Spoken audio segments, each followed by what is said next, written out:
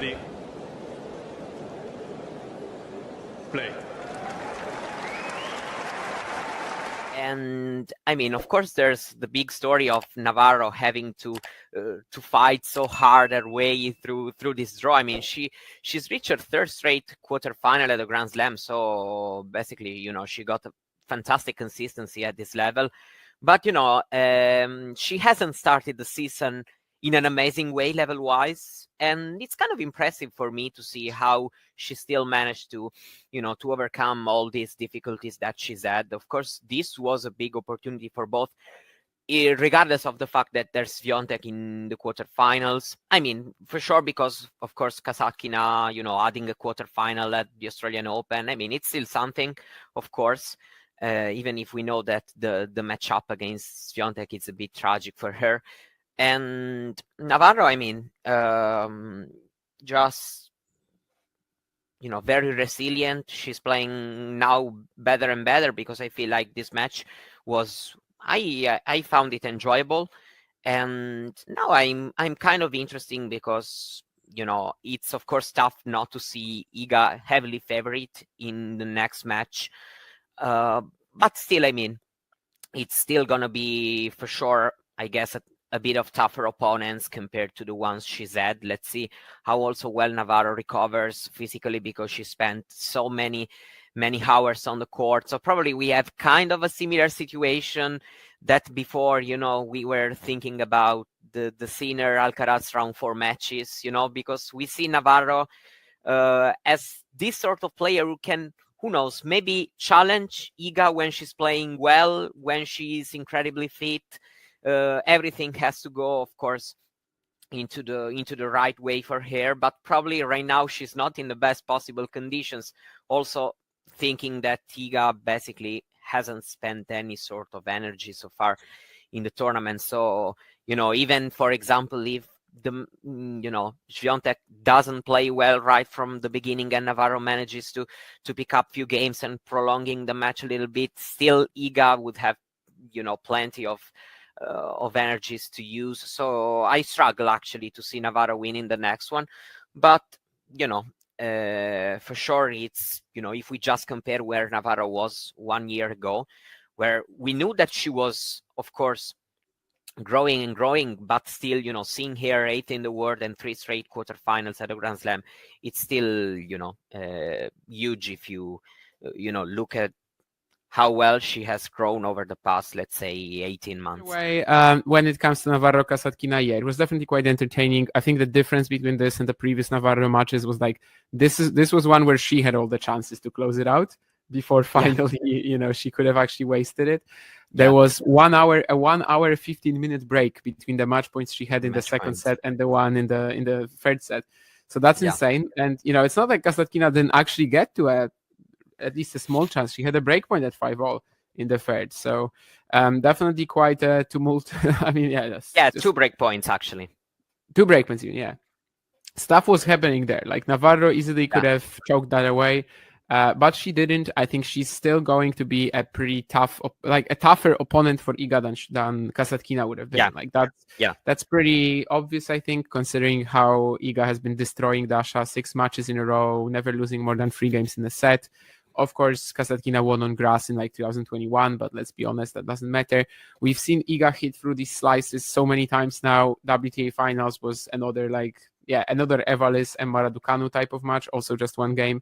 So basically, I think that it's good that Navarro pulled through. It's going to be a stronger test for Iga. Do I expect her to win? Not really, but of course, you're also right to point out that it wasn't that we were kind of like doubtful about Navarro going into this event based on her quality.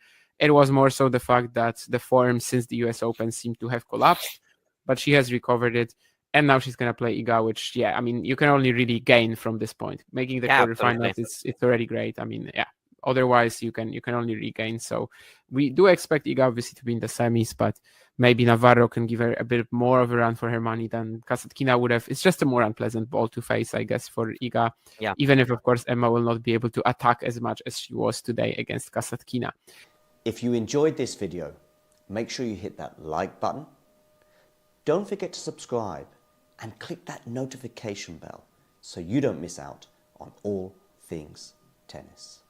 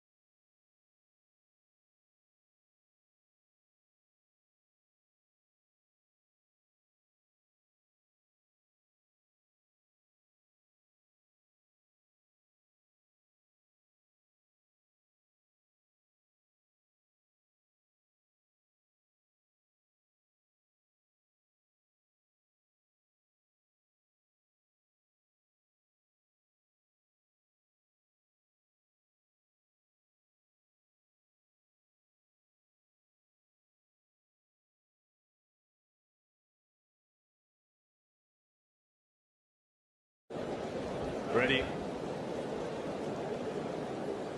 Play. Ready? So, Joe, not a very bad start for your first grass court match. How do you feel on the grass? Women's semi-final that is set, Fantastic. which is a little maybe surprising for some, including myself, to know that Paula Badosa is going to be one of the two players. The other one, of course, being Aryna Sabalenka, a little bit less surprising. First of all, Badosa against Goff. I saw this match pretty much from start to finish. Badosa, in the first couple of games, I was like, oh, she's on it today. Now, that doesn't mean that it's going to be the case always, but it was just a feeling. It was the way she was striking the ball, and it was like, okay, Goff is on the back foot here. I think they got to 1-1, but it was like, okay, this is going to be a little bit more of a challenge. I still have a bit of a memory of the way Badosa went out in New York last year, so I wasn't quite sure how she would feel as she got nearer the finish line, but listen, she was easily the better player across the two sets.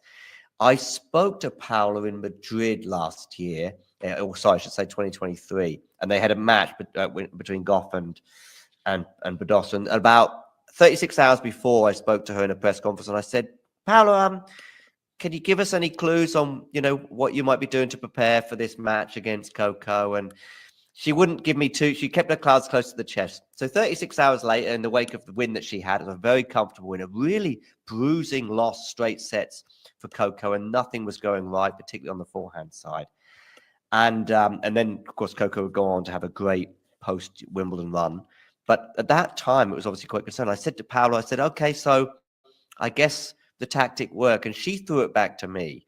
She said, so what was the tactic? I was pretty convinced on what the tactic was. And I said, well, actually, you weren't even attacking the forehand today. You were just giving it, really, and just sitting there and waiting to see what happened. A couple of days ago, we asked you about the tactic and what it would be against Coco. Now you know. I think so, yeah. I think so. I mean, I'm thinking it's just to give her as many forehands as possible. Yeah. and I was thinking, as I was watching, I was thinking it's not really attack the forehand, it's give the forehand, right? Yeah. Tell us about that. Yeah, I mean, she's a very good, she plays amazing when she's defending. She's very fast, she has crazy backhand, very good serve, especially first serves. I just try to return her every ball to make her play one more. Sometimes when she feels she doesn't have like 3 points in the serve, she starts to serve a little bit worse. And of course, going more to her forehand.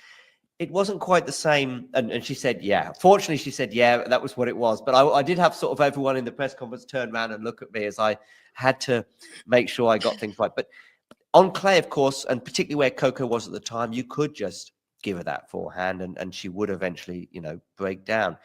I think we've seen some improvements, haven't we, with Coco over the last 6 months, I would say, especially actually on that side, but even maybe you could argue the last 18.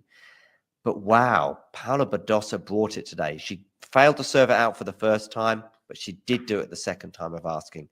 What are your thoughts on either that match or just Paula being in the Australian Open semi-finals? I think it's fantastic for a player who was talking about retirement last year or the year before that because of a back injury and wasn't even sure if she was going to be able to get back to this level.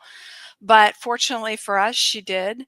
And I saw that match too. And I thought, there's been a lot of talk about Coco hiring a new coach who's a grip specialist Mm-hmm. and changing both her second serve grip, and her forehand grip,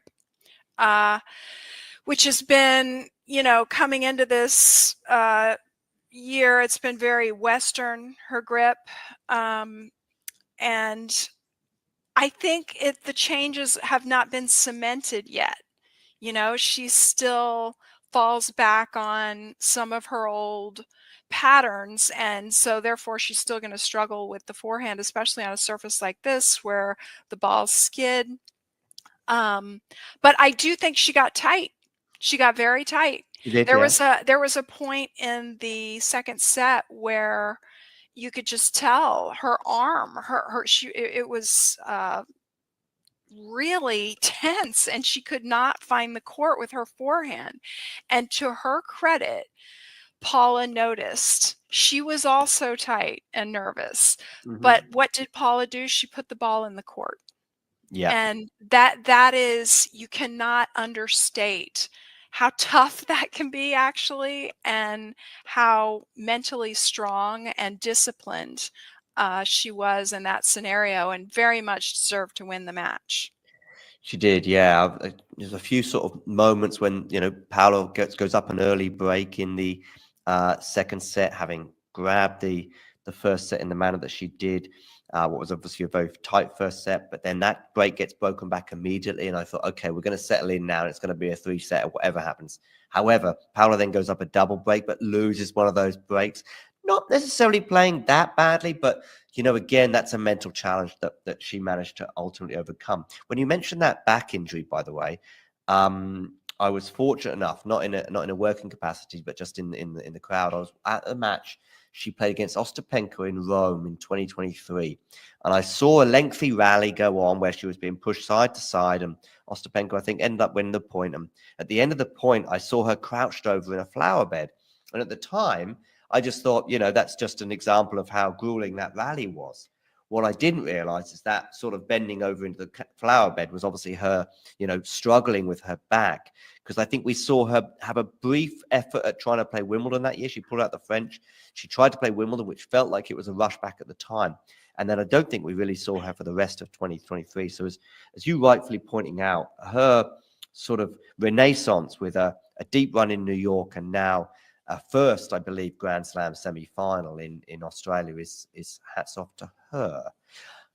Aryna Sabalenka, Amy, thoughts on her Australian Open run, which of course included a 3-set win over Pavlyuchenkova just a few hours ago. I am shocked. I was looking at some stats. I am shocked that Sabalenka is not among the leaders in aces. Okay. She's not even in the top 10. Okay. In fact, the only player left standing who's in the top 10 in aces is Badosa. Okay. So she's doing it without aces. Now, she's getting a lot of service winners, my least favorite name for anything, but serves that aren't coming back. But she is finding other ways to win, and it's scary, because the Sabalenka, I think, that won her first Australian Open, she just hit people off the court and served people off the court. And now she's getting better in other aspects of the game, and she's problem solving. So I have picked her to win the tournament. I have her going all the way through, and I still like that, even though she's not serving maybe as well as she can or is capable of.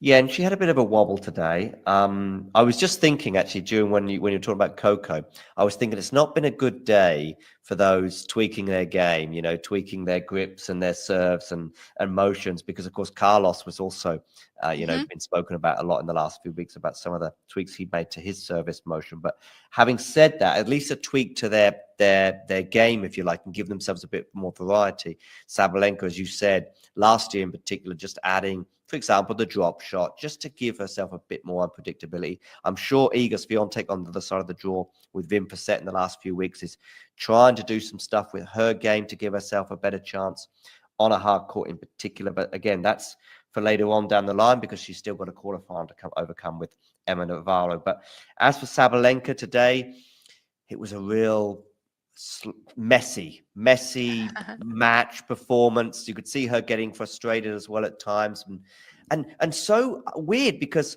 she wins the first set, I think 6-2. She is clearly the better player, maybe still not playing her best, but against an opponent that I did expect her to have few problems with. She goes up 1-love at the beginning of the second, and now you're okay. It's 1-love on serve, but it still felt like, yep, here we go. It's going to be a straight sets win, 2-3, 2-2 or whatever. And then the match suddenly changed. And then before you know it, Pavlyuchenkova, because actually it was quite a quick pace to the match. I mean, they were pretty short sets, actually.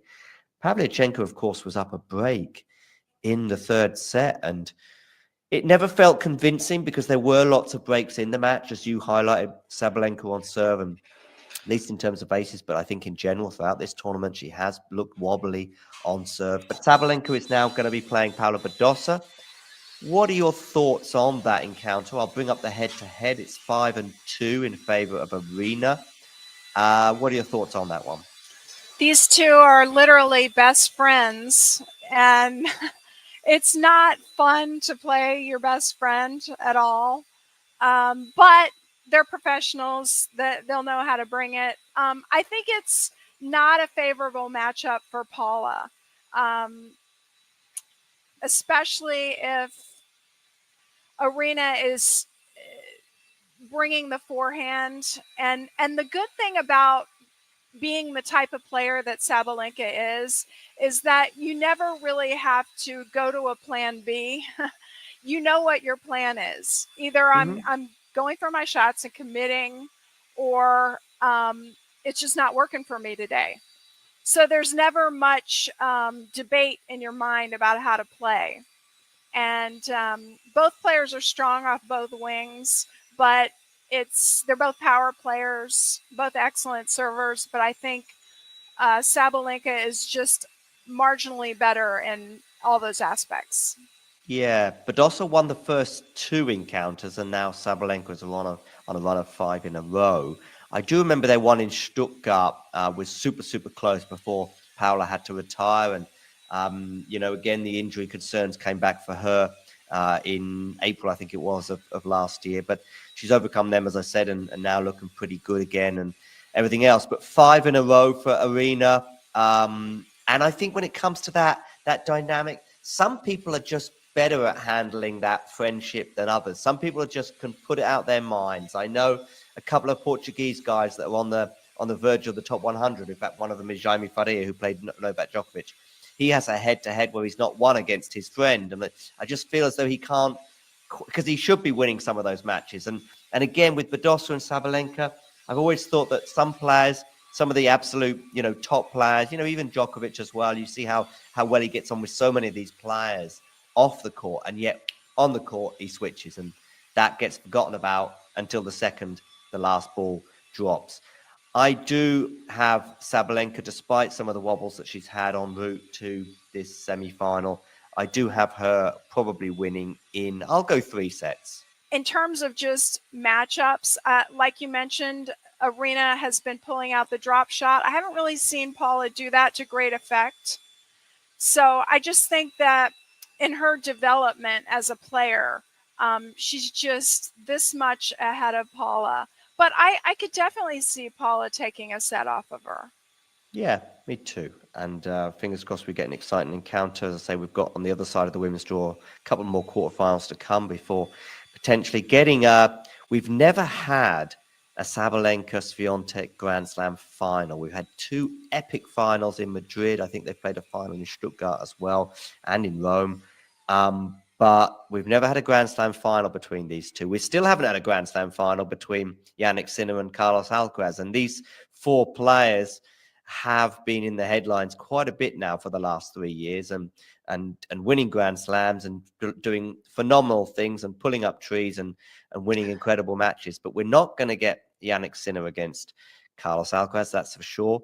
Are we going to get Aryna Sabalenka against Iga Swiatek, do you think? That would be a lot of fun, wouldn't it? And I did not have Iga. I didn't even have her in the final four, only because of the, the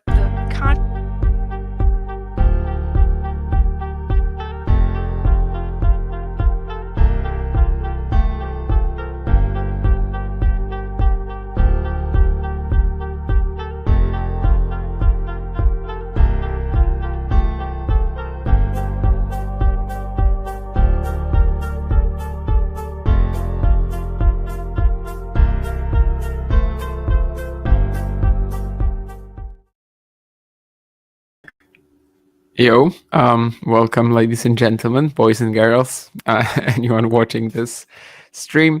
Sabalenka Badosa is the first women's singles semifinal. Of course, later on today, we'll also have a watch along for Swiatek against Keys. They are best friends, but on tour, Sabalenka and Badosa, at least on tour. I don't know if like actual life as well, but definitely on tour. And well, they have an interesting rivalry. Badosa won the first 2 matches. Now Sabalenka has won the last 5. And let's see how they handle it in the Grand Slam semi-final, which is actually the first for Paula. And Aryna, of course, has been ridiculous at the hardcourt slams, ridiculous at the Australian Open the last few years. And so far, she's kind of continuing that. Some people question her form, some people question her serve, but she's responding to everything. And I have this thing sometimes where I'm like watching a match and I see 2 free points and I'm already, no, yeah, this is done. I don't know. I don't really know what Badosa is supposed to do here. Like, she can't take away Sabalenka's time the way that Tauson or Pavlyuchenkova can, right? I mean, Paula just plays a strong ball of the ground. Like, that's kind of her game, right? And Sabalenka plays a stronger ball of the ground. Sometimes tennis is very simple. Either way, Paula Badosa just double faulted at 30 all. So things are getting a bit sticky here, but she is serving it out wide and getting an unreturned serve. I don't know. I feel like Paula needs something intangible here. I don't know yet what it is. I guess I'll have to just see it. She will need something, out of the blue, really. Something that's not maybe necessarily there in her game all the time in order to win. Because, yeah, I don't think she can, like, out-hit Sabalenka the way that Tauson or Pavlyuchenkova could for large chunks of the match, actually. Hey, Jake. How am I? Pretty fine. I watched the first 2 sets of the first doubles semi yesterday, but then, unfortunately, during the third, I did fall asleep. Although that was already when Bolelli and Vavasori were up a break. I don't think anything happened in that match from that point, so I didn't really lose anything. So yeah, I mean, I slept quite a bit. Definitely needed to reset my sleep cycle for the next few days due to like due to non-tennis stuff, let's just say. It will make my life a little tough tomorrow because, well, the doubles semifinals are looking so fantastic. And I guess I might even prioritize that over the Djokovic-Zverev semi, but we'll see. Hi, Snehil. Badosa does eventually take the first game, by the way. Double faulted to go 30-40 down, but she does survive. Sort of with the Grand Slam story of Paula Badosa. I mean, 2021 Roland Garros, I remember during the lead up, that was what everybody was just so excited about, right? She has a good draw there. And basically, yeah, you think that this is a fantastic opportunity for her. She has this nervous match against Anna Bogdan in the second round or third round, maybe. And in the quarters, she loses. But that was, of course, the slam where everybody had an opportunity. So it felt like a little bit of a disappointment even. Then she gets to number 2 in the world in 2022, but it's a little short-lived. And it's, after Barty pulls out, it's the complete Swiatek domination era. And kind of obviously later on, we have just all these injury issues. In 2023, she misses 3 out of the 4 slams. So that was brutal because her level that year was pretty good where she was playing, but she couldn't really play much. Then 2024, she comes back and suddenly she's back like to her best level ever, I think. And she's so consistent at the slams too since the last year's Australian Open, kind of slowly building up. third round in Australia, and then the French last year, fourth round at Wimbledon, quarter at the US Open, and now a semi, now her first Grand Slam semi. Of course, her last performance in a Grand Slam quarterfinal at the US Open was horrible against Navarro. She just totally didn't handle the occasion. But she did 2 days ago against Coco. And now she's also playing Aryna Sabalenka and looking, well, at least in terms of nerves, she's definitely doing fine so far. In fact, she's low 30 up here on the Sabalenka serve. There was a great return here. Maybe that's something that she can kind of look for, she can smack these second serve returns. So I think, yeah, just like straight up ball off the ground, Sabalenka is definitely better. So I think Paula has to kind of look for advantages elsewhere. Do I know who is on the stream for Zverev Djokovic? We actually have a bit of a lineup, Jake, so I will check. Hi, Terry. We have a bit of a, like a post on the group chat, so I will check if there's somebody there. Let me see that. One more wild error of the ground from Sabalenka. She's made 2 of them in this game, and now she is gonna have to save 2 break points. So, oh no, this isn't the group. This is the group. Well, apparently we don't really have it set yet. Vansh can join for like 1 or 2 sets, but we don't really know yet. But yeah, I mean, the plan is definitely to do every singles match from here. There's going to be a watch along as well right after this one for Świątek Keys, obviously. As I said yesterday, I think it would be the best possible outcomes are either a Sabalenka Świątek final, where you have the number 1 battle, where you have their first Grand Slam final in a rivalry that's been kind of defining women's tennis for the last year or so, 2 years or so, let's say, yeah, probably since US Open 22, when Aryna kind of didn't beat Iga then, was 4-2 up in the semis in the third set, but didn't beat her. However, from that point onwards, I think you can definitely say that Sabalenka and Świątek have been the best 2 players in the world. Seemed like Coco was about to join them, but she had this loss here, right? If she was in the semis here, we definitely would say that. And Rybakina at times has been right up with them, but not with the slams, not since Wimbledon 22, not since Australia 23, rather, maybe. So yeah, it would be fun to see this like defining rivalry of women's tennis, and also Badosa Keys, the ultimate like feel good story and someone getting their first major. I think these are the 2 best combinations we can get. Anyway, Sabalenka actually gets broken. It's just a pretty wild game of the ground from her. Let's see how this sort of progresses, but the errors are coming so far. The errors are flowing. A lot has been said up as well about the quality of Aryna's serving during this event. I'm a little more lukewarm on that. I think people just kind of tend to look at the stats, the breaks, and the fact that players have been breaking her. But let's remember that the conditions in Australia aren't particularly fast this year. Definitely aren't as fast as in 2023 or 2024. So I believe that you have to remember that, and also have to remember who she was playing, right? I mean, both against Klara Tauson and Anastasia Pavlyuchenkova, like breaks were just flowing everywhere. And that's not because of really like bad quality serving from either player. It's simply because of how aggressive everybody was on second serve return, and also how easy it actually is to attack returns on this court. We saw that like you cannot just play kick serves like Alcaraz tried, right? So there's definitely I think some like kind of like both. You gotta look at like both sides of the coin there, I think, instead of just like saying that she's not serving great. Either way, 40 love Badosa actually, so she's very close to a 3 love lead. Sabalenka's ground game is not there so far, and maybe this is a good spot for Paula. I mean, get to that 3 games to love lead and somehow try to hold on from there. Could really help settle like the nerves as well if you get that early advantage. So let's see. What on earth is Saba doing, says Jake? And I mean, I think that, exactly as you said, just no timing, every single ball of the ground, especially the last 2 games. Like in the first one, she was okay, but the last 2 games, every single ball she plays of the ground seems like an error that's about to come. So this is a slightly more interesting rally, but now Paula is like a little off her positioning here.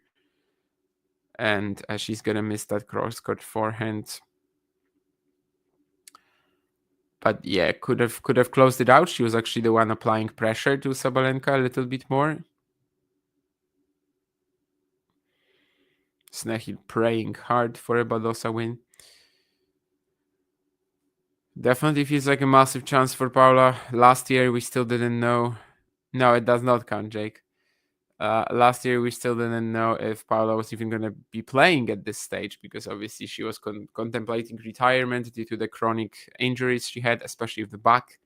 And well, suddenly we have her as this like super consistent force at the majors. We have her winning that match against Goff in the quarters, which was such a massive one for her. And yeah, getting to her first Grand Slam semi. Who knows? Maybe she can also make the final. That's a ridiculous forehand return from Sabalenka. So 40-30 now, and Badosa has to be careful to just close this as quickly as possible. Yeah, Tsitsipas will not win his first major if Badosa wins the Australian Open. That much I can tell you. Badosa on the back foot here. She's getting these slices back, now trying to moonball, but it's going to be off. So we reduce, and suddenly, despite that 40 love advantage and the rally where she was really pressuring Sabalenka's middle. Okay, so the reason for that is you are an Iga fan. Okay. I mean, if Iga plays Madison Keys and Paula Badosa, people will say that this is like not exactly the strongest slam route she could have had. And yeah, I mean, they will be right. Like, it won't. I think even as an Iga fan, you should kind of be looking at maybe you should kind of be looking at the Sabalenka final as like a bigger opportunity, for this slam to feel. I'm not gonna say legitimate, because obviously a slam beating Keys and Badosa in the semis and the final is also legitimate. There's nothing like that. I mean, there's no asterisks. This doesn't really exist in the long run. But I mean, you might just want to see her beat the best, right? And just have this slam as like, yeah, wow, you were saying that she can't win outside of Roland Garros, and look, she's beating Sabalenka here in the final. It would be just like a stronger moment for Iga if she was able to pull this off over Sabalenka than over Badosa. Either way, is anyone else from Talking Tennis HQ awake at the moment? I believe so. I mean, the producer was there just a second ago. He is the one behind the strings. So pulling the strings, I should have said, I don't know, behind the scenes. I guess I combined behind the scenes and pulling the strings. Well, I woke up like 20 minutes ago, so you can forgive me for some inconsistencies in in my thought process. That was actually a fantastic point from Paula there on the stretch forehand down the line. But this isn't usually like part of her strengths. I think her movement could be a little bit better. And well, Sabalenka just crushes another ridiculous forehand cross-court return, this time of the outside. So we are still playing this, and another quick return rushes Badosa and forces an error from her. As an Iga fan, winning the slam is more important no matter who she plays, I guess. But you can't deny that it's a stronger moment for Świątek if she beats Sabalenka in the final. She beats Badosa in the final, and you're gonna still have to hear all these people on Twitter just say that, yeah, but she didn't play Goff, she didn't play Sabalenka, she didn't play Rybakina. Well, Badosa has some luck here with the net court, but puts away the drive volley. Gonna have a replay on this from the net cam. Yeah, I mean, the net court was Sabalenka's actually, but it did help Badosa considerably. Sabalenka loses her balance a little bit as well. Seems to be a little distraught about something. Either way, 7 minutes in, Badosa with a really long game here, and it's such a massive difference to go for a 2-1, 2-1 or 3-love here. Get that chance in the next game to like keep applying pressure without that much to lose. That would be fantastic for Badosa, but she has to get there first, and it's actually going to be another break point trying to go for that inside out on the +1 shot, inside of backhand, in fact, and it's in the net.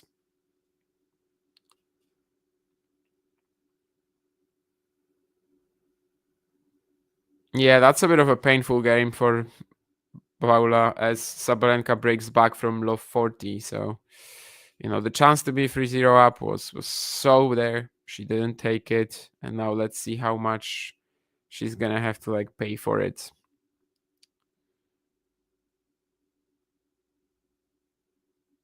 Two ridiculous returns from Sabalenka, both when she was game points down. You have to mention that. And obviously just general, her depth on return was very strong from love 40. But Paula also with a couple of sloppy errors there. And it felt like in that 40 love point especially, she just had Sabalenka on the ropes there. But eventually, it is what it is. I know who... yeah, Clara Towson, yeah, sure. You're gonna have another, meme now, along like Berrettini, that I'm a fan of a player.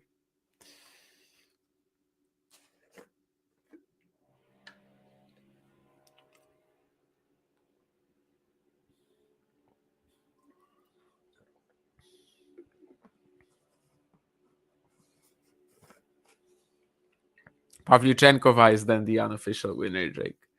In the last 19 hardcourt matches at the Slams for Sabalenka, only Alexandrova at the US Open and Pavlyuchenkova here took a set of her.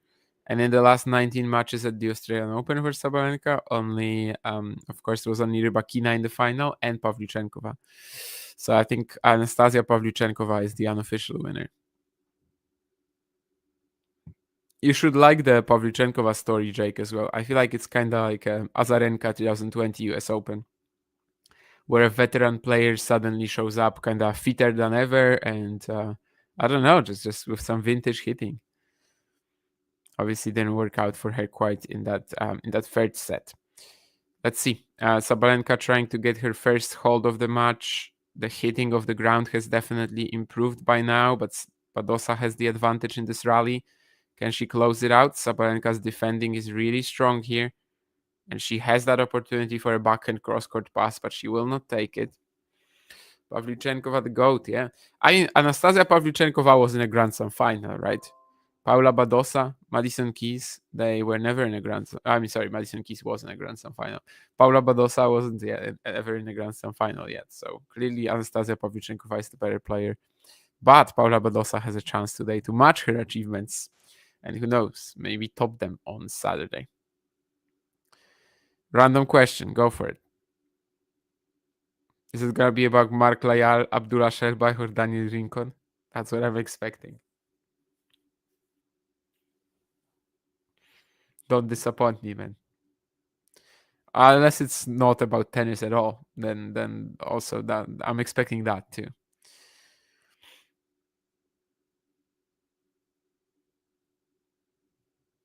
Yeah, that's just too much on the +1 backhand there from Aryna. Gets to the net, closes it out with a forehand volley. Yeah, I mean, Badosa definitely gets great depth on her shots, but it's like, it's strong hitting of the ground, but without actually being able to open up the court too much, without being able to close out these points. So if Sabalenka is scrambling on the previous rally, even though she lost it, I don't know. I mean, yeah, as I said, I think Badosa has to look for something more. I don't know yet what it is, but just playing this match as a baseline contest, I don't know if it suits her in the long run here. In fact, I'm pretty sure I know that it doesn't. Oh, yeah, I don't... yeah, Jake, I can't answer that because when Pavlyuchenkova had the junior career, I was not watching tennis yet. I mean, when I started really following tennis on a basis that was enough to know who Anastasia Pavlyuchenkova was, that would have been 2012 or 2013. So by that point, she was already I think she already had a Grand Slam quarter somewhere or something like that. So I guess I always just regarded her as Philipp Kohlschreiber-ish type of character, if you know what I mean, as in a very strong player on the tour for years, who isn't like gonna blow your mind away, but it's gonna push the top guys, is gonna be there and just kind of fill out the the spots in the draw. Of course, yeah, you said good comparison, but obviously Filip Kohlschreiber only had one Grand Slam quarterfinal, and Pavlyuchenkova has like 9 or 10. But that's kind of what actually stands out the most about her, right? Like if you think of Pavlyuchenkova, other than, as you said, the junior career, that's kind of what you think about, just the fact that she has so many Grand Slam quarterfinals. And they always feel a little unexpected. They always feel a little out of nowhere.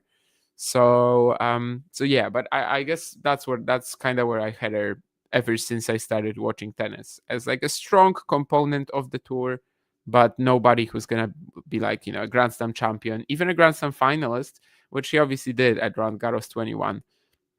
That kind of like a wild event where you had Tamara Zidansek in the semis, and of course Barbora Krejcikova winning her first major.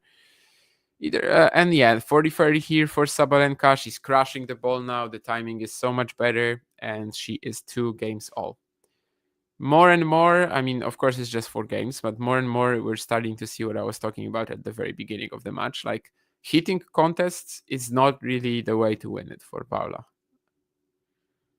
If Sabalenka's timing is this good, and if if she starts crushing the ball with such perfect accuracy and precision, yeah. Let's see. 5-2, of course, in the rivalry. It's not like they haven't had decent matches since Paula went 2-0 up there, but well, we'll see also. Who handles that best friend dynamic better? That's also kind of the question. I mean, obviously, because of the results, you'd say Sabalenka. Maybe that's just the quality gap, though, talking as well. I think for what it's worth, Badosa is performing so far. I don't think she's nervous to a point where it's getting into her and like she's not able to perform her best. That match against Navarro, that was just at the US Open, that was just tragic. Even when she woke up in the second set and was 5-1 up, she still lost it. And first set, yeah, she's kind of gifted away. Some people said that New York is a bit of a bit more pressure for her because she was born there and everything, but I don't know if that really is a big deal. I don't know. No idea, really. We have to ask her. But yeah, Sabalenka is definitely like warming up now, and it's going to be tough for Badosa. I mean, it's going to be so crucial for her to even stay on serve here, as she's getting pressured again. 15-all.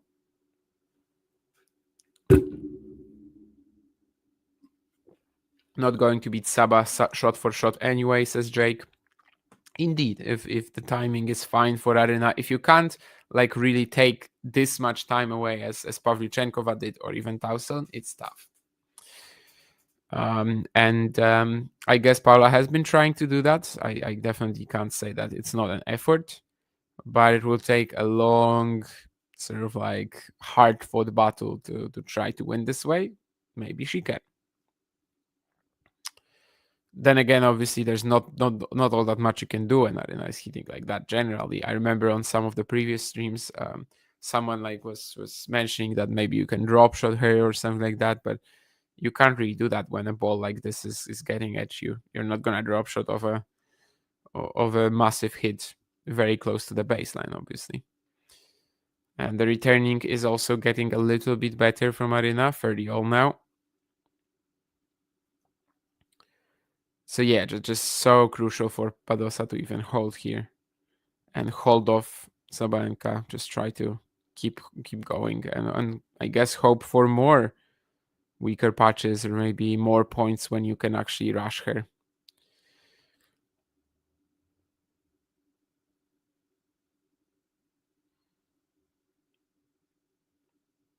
It's another great return from Sabalenka, and she is the one to throw in the drop shot here.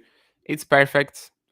Obviously could have won the point also with another option, like she could have gone just backhand whatever direction there, but the drop shot is a very sound way of resolving this, let's say, too.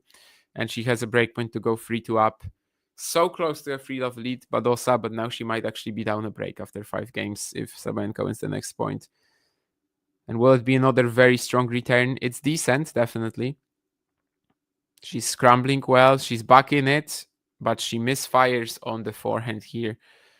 She saved herself in a few, she saved herself from a few big strikes from Badosa, but then when she gets the opportunity to pounce, she actually misses it long.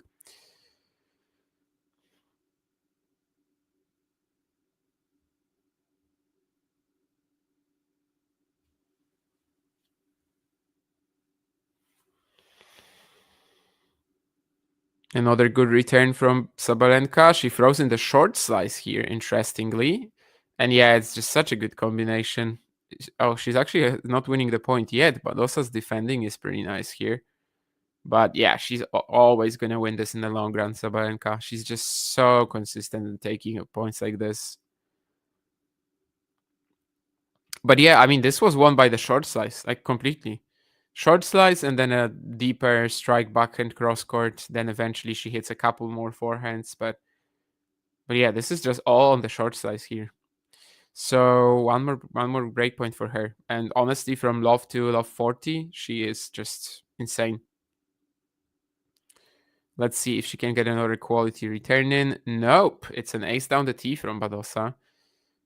I said that Badosa kind of needs some intangibles here. Maybe it will be something like this. Maybe one of her better serving performances. Maybe just 3 points where you usually don't get them or something like that.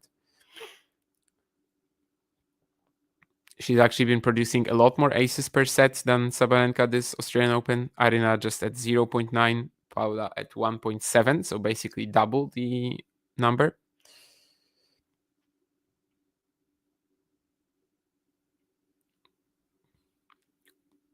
And now Aryna is trying to attack the second serve return. She won't make it, so it's a game point for Badosa. As I said earlier, feels very crucial for her to stay ahead and not Sabalenka run away with it, which she kind of has been over the last 10 minutes or so.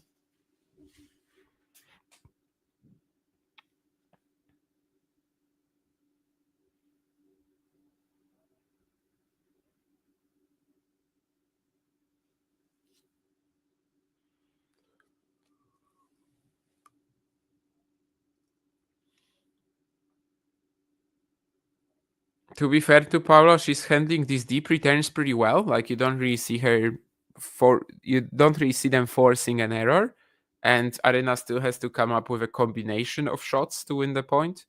But yeah, that combination of shots is just like way too strong here.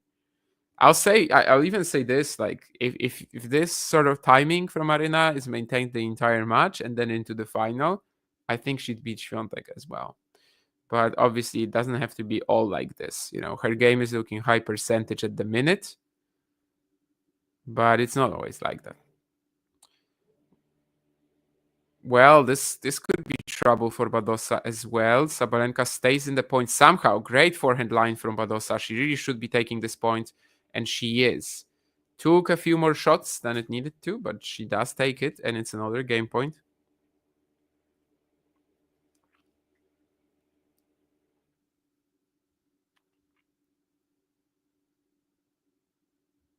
She's actually been pretty dynamic, definitely on the forehand side. Badosa already a couple of these out of position forehands on the run that she's able to make, and both of them eventually get her the point.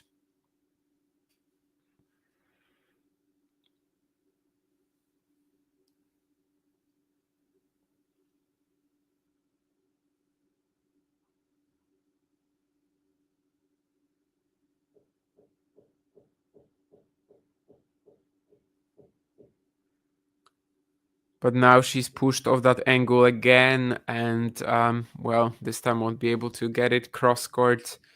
Sabalenka, to be honest, is also spreading the court well. 30 minutes in, we're just at 2 games all. This is a really long game. Could be massive for how the first set goes from here.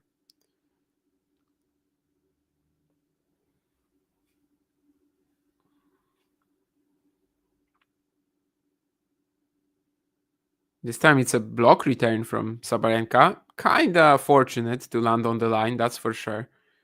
But Paula misses the backhand there. Sorry, Storma would be proud.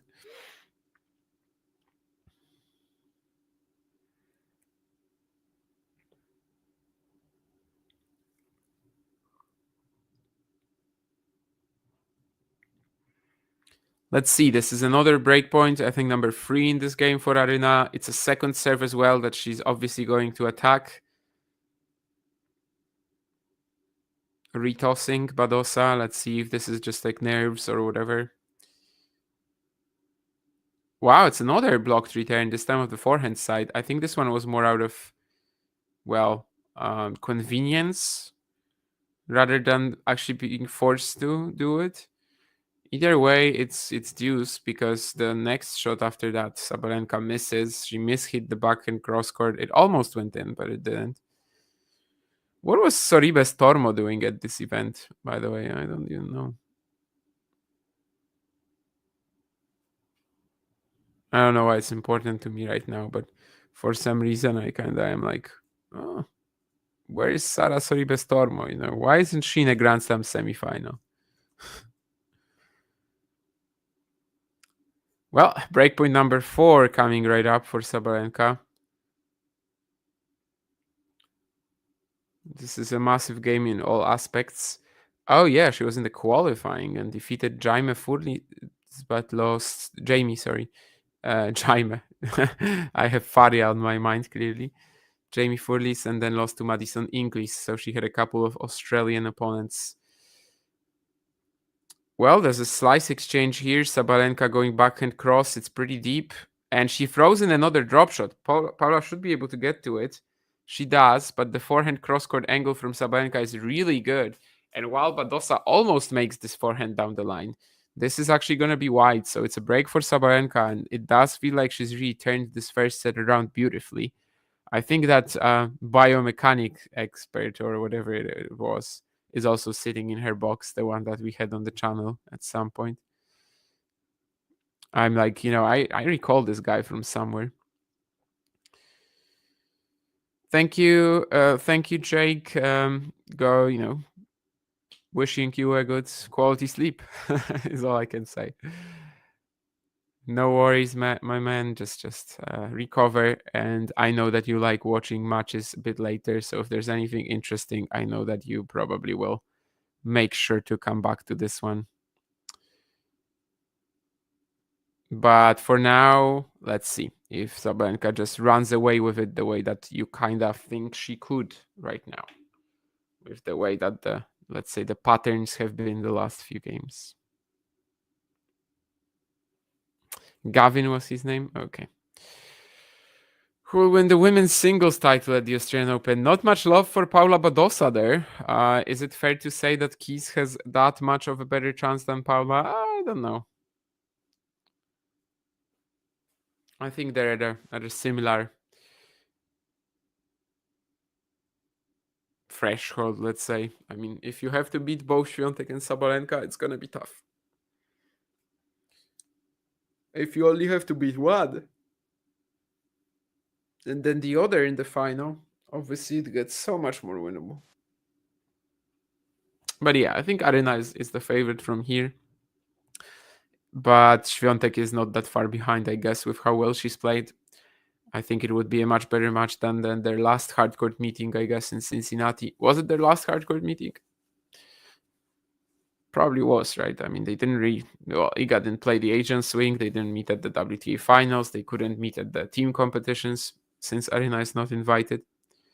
Oh, Paviji and Nick Kyrgios? What happened? Oh, I'm gonna see this now. The fact that, but this isn't Paviji, right?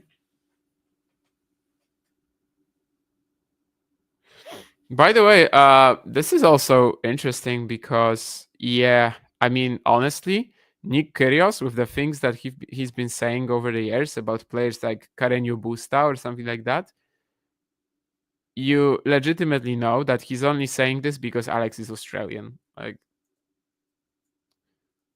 okay, bloke wouldn't be top 100 any other era is ridiculous. Genuinely average player. Like, the guy just kind of is looking at the quality of the shots alone, right?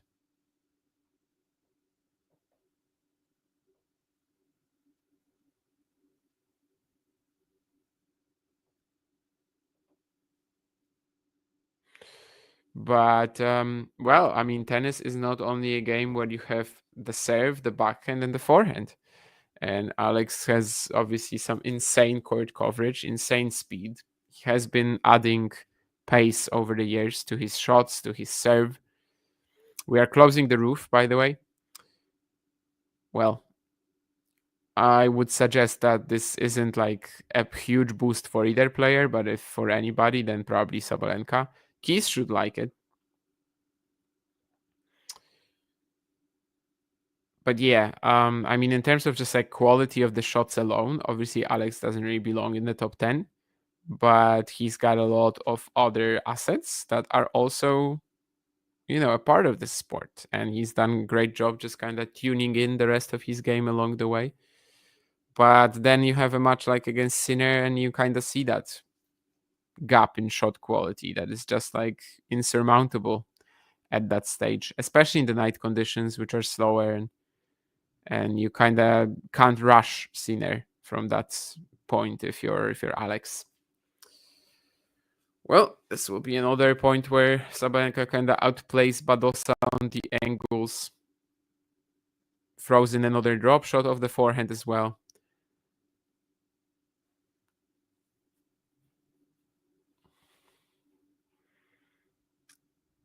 But yeah, could definitely focus on the drop shot so far, as it's been a real tool so far in Sabalenka's arsenal. But I think most of these points she actually secures with angles first, and that's when she kind of drops in the she goes for the dropper when this is kind of just one of the ways you can win the point.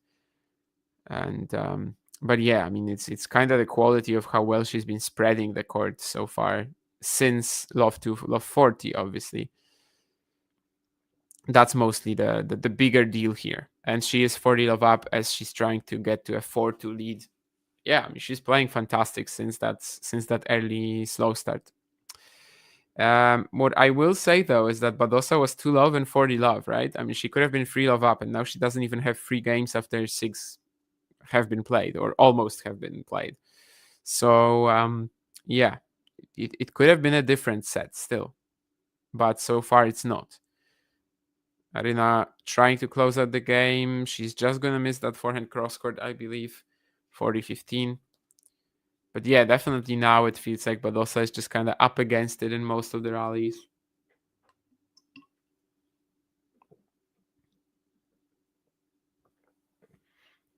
In some way, she has to take the game to Sabalenka. The way that Pavlyuchenkova or Tauson did it was basically trying to like out hit her. Pavlyuchenkova maybe more with timing. Tauson was also throwing in the slice kind of intelligently for a while.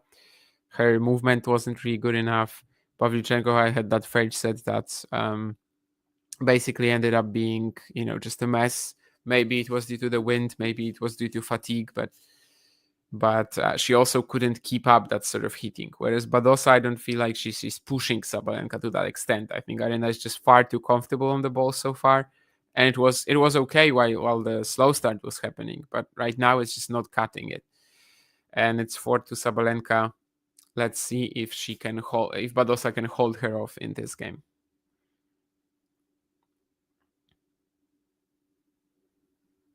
So good timing there, but Sabalenka's scrambling is again really good. However, what a lovely forehand down the line of the crouch from Badosa.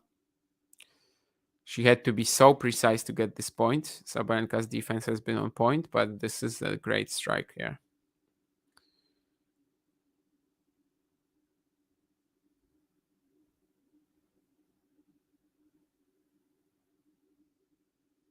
Gets Badosa on the stretch with the return, and is going to take the point because of that. 15-all.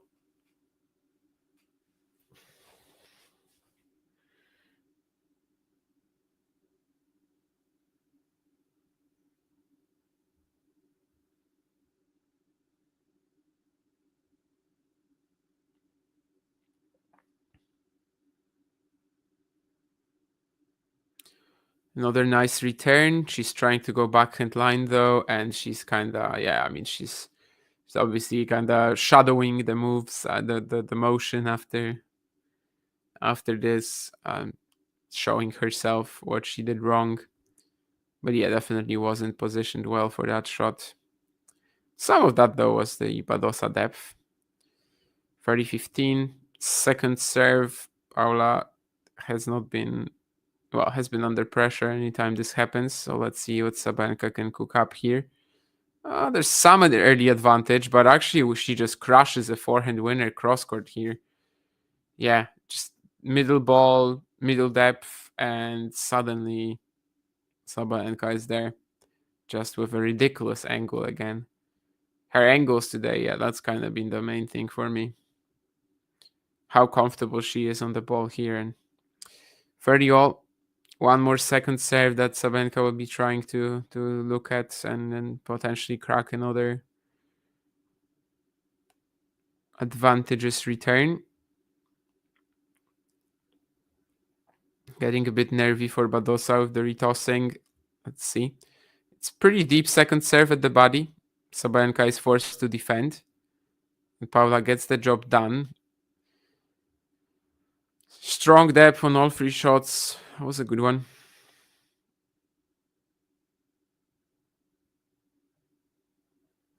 Needs something like that again to get this game and stop the streak, right? Stop the rat. I mean, Sabalenka has won 4 in a row.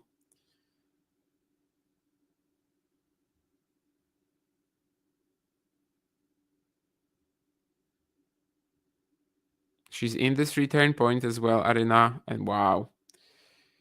Badosa going cross-court, backhand, thinking she's got the advantage in the point, but the redirection down the line is just insane again. So,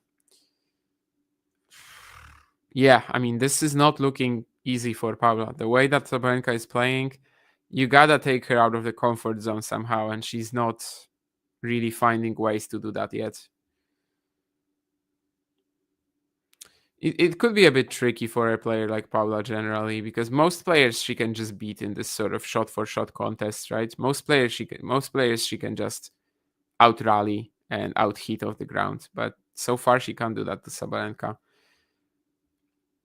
This is a good recovery though. The net court return from Aryna could have been a lot more unpleasant for Paula than she made it seem. She played a really good approach and then she's just able to put this away. But yeah, definitely had to react quickly.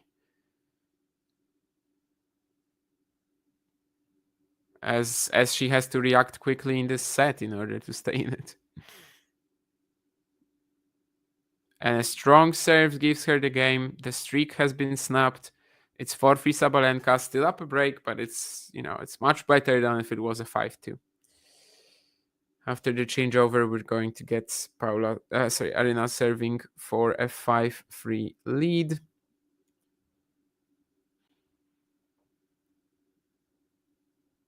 Tomorrow, other than the beautiful women's doubles semifinals, and also, of course, the men's singles semifinals, we'll also get the mixed doubles final. Truthfully, mixed doubles final this year, not too exciting. We've got an all-Australian lineup. Kimberly Birrell and John Patrick Smith facing Olivia Gadecki and John Pierce. Yeah, I'm not too eager to watch it. But the women's doubles semis, that's amazing.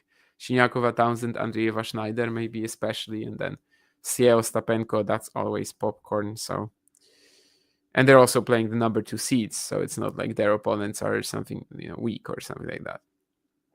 We have the lineups as well for the boys and girls singles semifinals. Henry Burnett, the Swiss one-handed backhand junior who's playing with, who's recently joined the On franchise and also is from the same club as Roger Federer, is there playing Oskari Paldanius. The son of Lindsay Davenport, Jagger Leach, is also in the semis. And on the women's, I guess, Pochankova, of course, the star of that Bratislava ITF final against Yamirihova from last year. Emerson Jones, the runner-up at the Australian Open and Wimbledon last year, is in the other semi. So we could get a very good final there between these two. A Leach Burnett final would be quite a big story, I think. And then also, of course, you've got the girls with potentially Jones, Pochankova.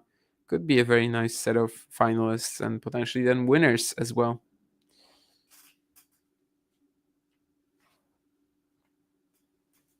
Well, Aryna serving at 4-3 now, gets the first point down.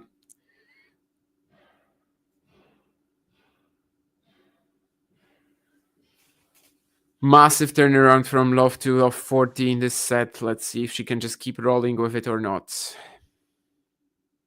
Has Badosa on the back foot here, but Paula is defending pretty well. Throws in the slice. But again, the forehand angle. However, actually, Paula is going to win this point. It wasn't looking like it, but she gets another really nice forehand on the run. And Sabalenka has basically the open court to hit with her backhand, but she has to pick it up off the half volley. It's not too easy, and she actually will net that.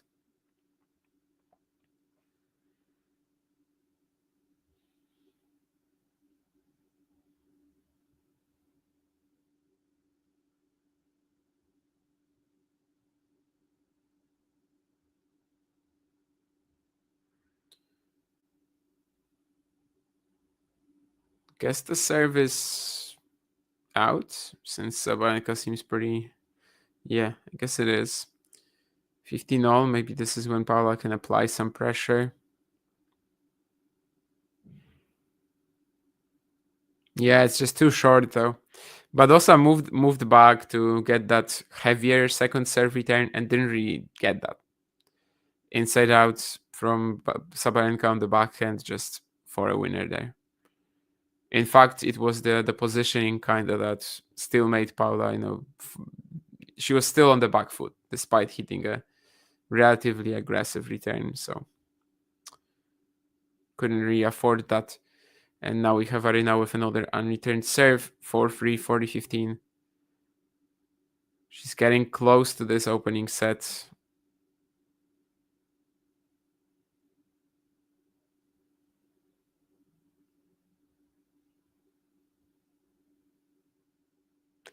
And that's another strong serve down the tee.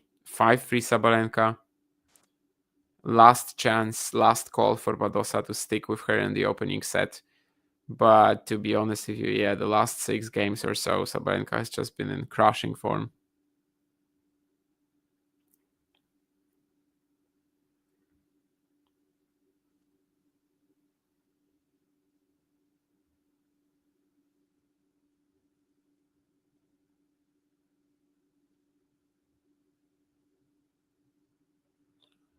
Waiting for some people in the crowd to sit down.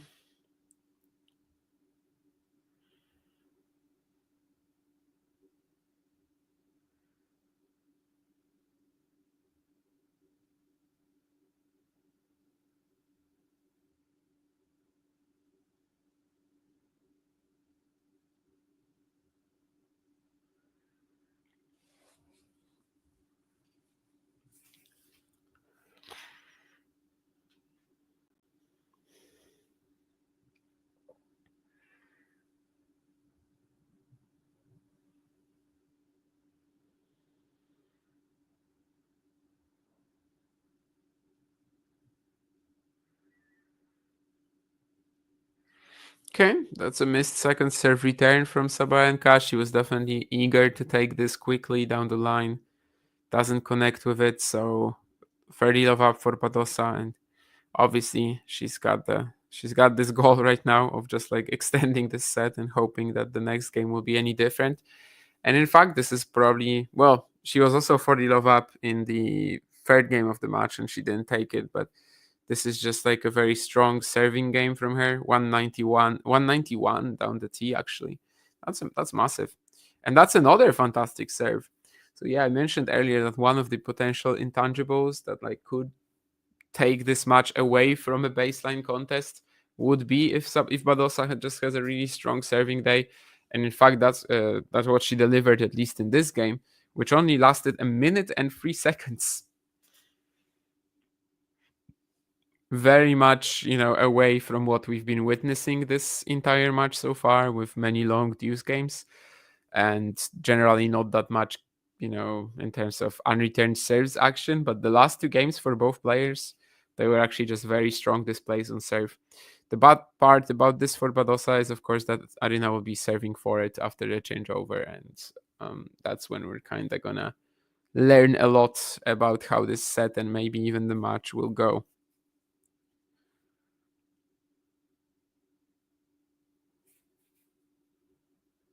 Yeah, I mean, still you gotta kind of come back in your mind to that 2-love, 40-love lead.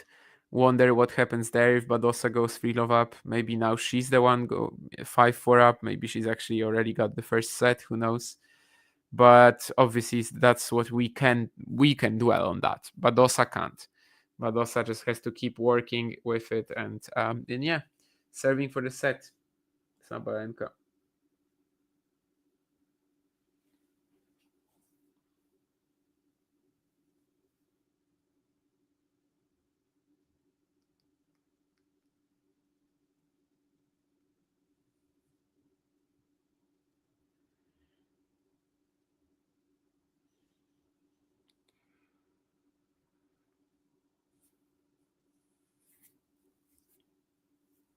Serve +1 forehand, not +1 backhand. Not much you can do there from Badosa's perspective, really. Not the serve wasn't even that quick, but it did have a good angle on it, so that's another good one. Actually, I don't know if Sabalenka will be able to take this easily because the ball is a bit uncomfortable, but she does. Yeah, the serving from both players in the last 10-15 minutes has really just improved so much. And it's not really leading to Badosa having a chance to break back, obviously, since they're both getting a lot of quick, easy points on serve and unreturned deliveries. Again, out wide. Ooh, and actually she misses the +1.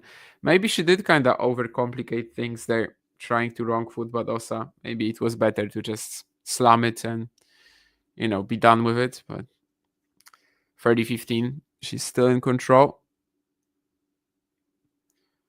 Yeah, I still don't know what exactly that sprints category from Infosys is, but Sabalenka has only had 8 sprints and Badosa has had 23.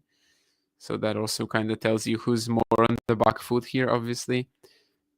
Got a couple of good shots out of position, Badosa. These forehands down the line have been one of her bigger assets in this matchup so far, for sure. But in the long run, being on the back foot so much obviously isn't that great.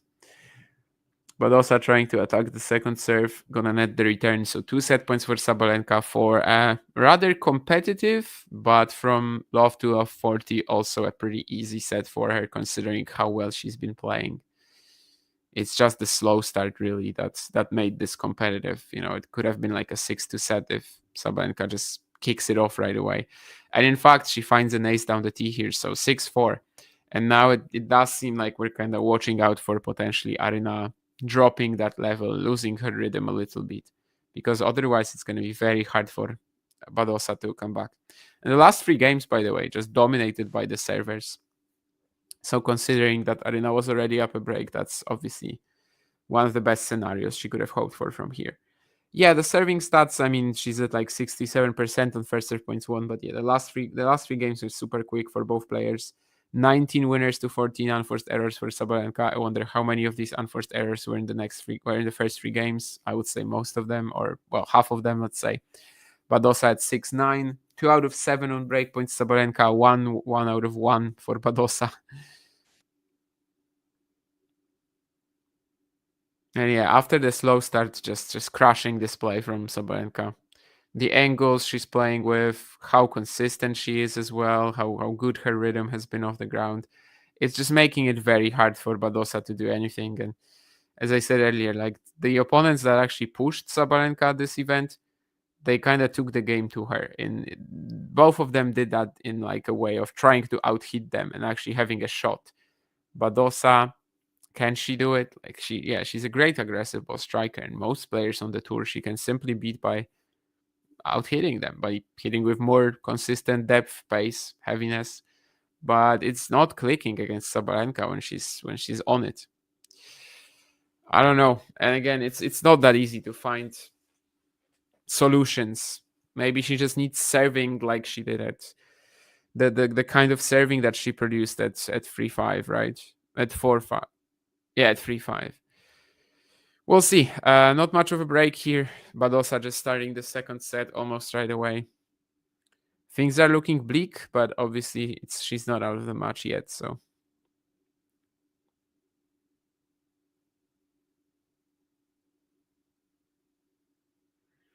That second serve at the body of Sabalenka has been kind of pretty good for her. I mean, obviously Aryna is standing almost on the baseline or even inside the baseline on these. She's already trying to line up for a shot, this time for the inside out backhand. And yeah, sometimes she's not going to make it. So, and that's another strong first serve from Badosa. I think she's been getting so much pace on this. Yeah, 187. You don't usually think of Badosa as like one of the biggest servers on tour, but the pace, yeah, that she's coming up with definitely belongs there. And actually, oh, I thought she might have made this serve down the tee. That would have been a very quick 40 love lead. That would be amazing for her, but it's gonna be a second serve again. This time it's more in Sabalenka's comfort zone, and yeah, that just loses the point to Badosa basically, with how quickly she has to react to what Sabalenka throws at her down the middle here, the massive pace. I don't have to tell you that with the way that this match has been trending, it's so crucial for Badosa to be up on the scoreboard here and get these holds in. Once more, though, she doesn't get the down the tee serve by just a tiny bit.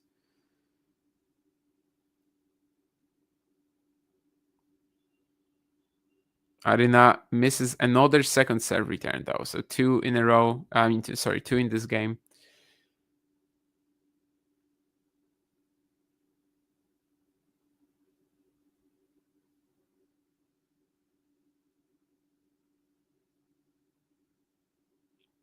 And it's a strong serve from Badosa. Finally, she found that T angle. So 1 game to love for her. And yeah, the last 2 holds, they've been very strong, just like not much play generated off the ground. And hopefully for her, that could be repeatable.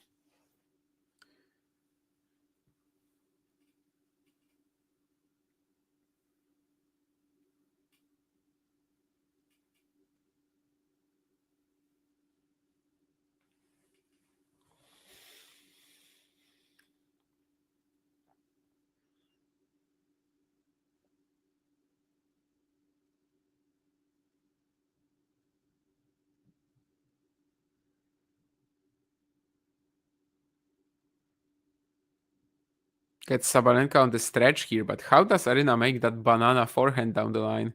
And now she's in control of the next point as well. Seemingly, Badosa is on the ground, but she's showing Sabalenka she's fine. Aryna didn't even have to play the next shot into the open court. But yeah, they're just both laughing about it, so thankfully nothing happens to Paula there. Let's see on the replay. Okay. Ooh, yeah, okay. I mean, I guess her ankle technically didn't twist there, so maybe that's why there was nothing that happened. I mean, that nothing wrong could really happen there, but definitely on the slow motion replay, it does look a little unpleasant. It's a hard court as well, so kind of easy to get bruised. But yeah, she's playing right away. She doesn't even need any like breather.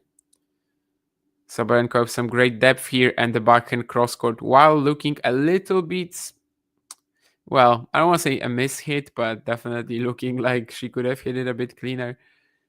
Either way, she makes the point. She makes the shot. She wins the point. 30 love. Another great combination of like angles, depth, pace. Obviously, the pace is obvious, but especially the play on the angles today has been just phenomenal since the early slow start. And it's gonna take a massive effort from Badosa to live up to that.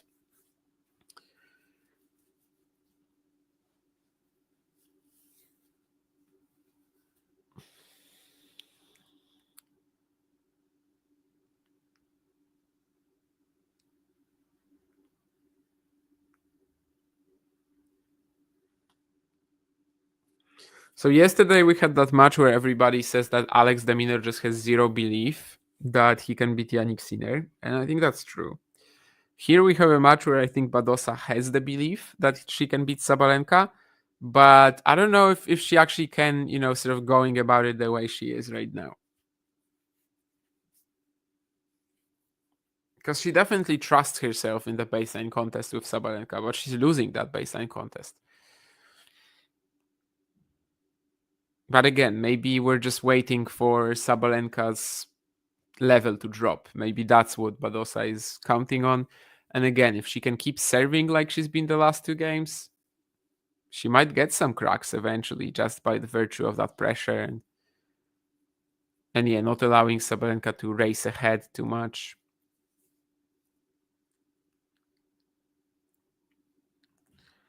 As I'm saying that, she actually does find another really good serve down the tee, 189.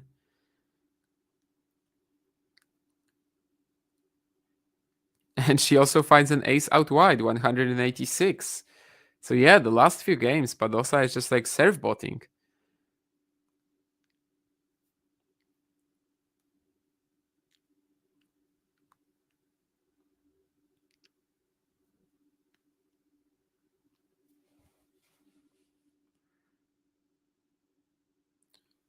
This is another good one, but Sabalenka is there with the pickup, and it's gonna be tough again because of how quickly that return is at Badosa's feet.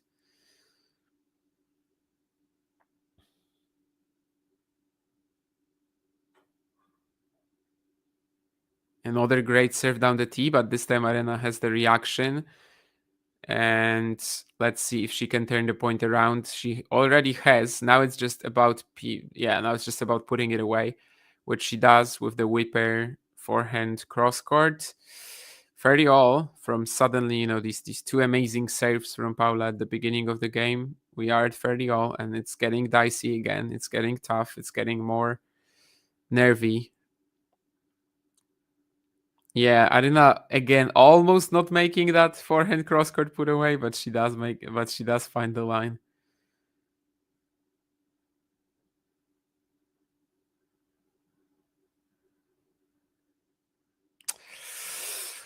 Double fault from Paula Badosa. So yeah, 2 amazing serves to kick off the game, and since then it's been a bit of a downhill, but that's also because of how well Sabalenka has been playing. Now though, she gives her a chance. 30 all break point. I think at 30 all she also double faulted in the very first game of the match, of course, then eventually still winning it. Let's see. She needs another really strong serve here. She's not gonna get it. It's a second one. It's a second delivery. Sabalenka, she's going to try to pounce, but can she connect with the return on this very occasion? Well, she will not have to, as Badosa makes back-to-back double faults to get broken. Aryna up a set and a break now. Seems really in control. Let's see if there's more twists and turns. Aryna Sabalenka herself said that women's tennis is less logical, right? I guess that's kind of what she meant, that breaks and serves don't really matter all that much, and you can kind of have these like random patches where a player turns off out of nowhere.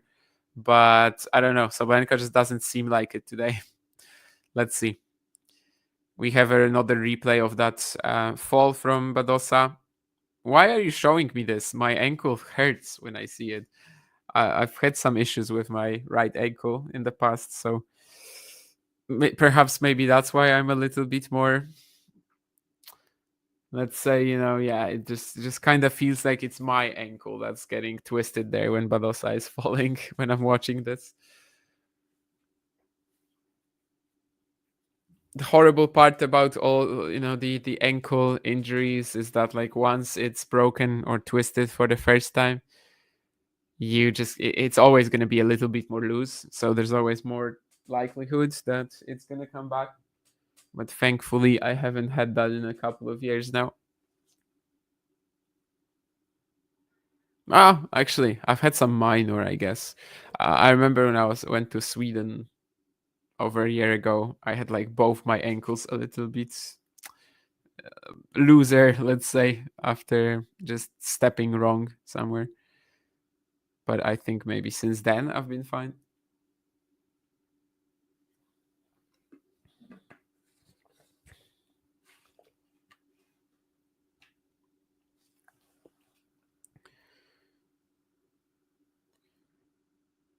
Badosa trying to put on the pressure. Sabalenka, though, with some slice grinding, but that last slice is going to be long.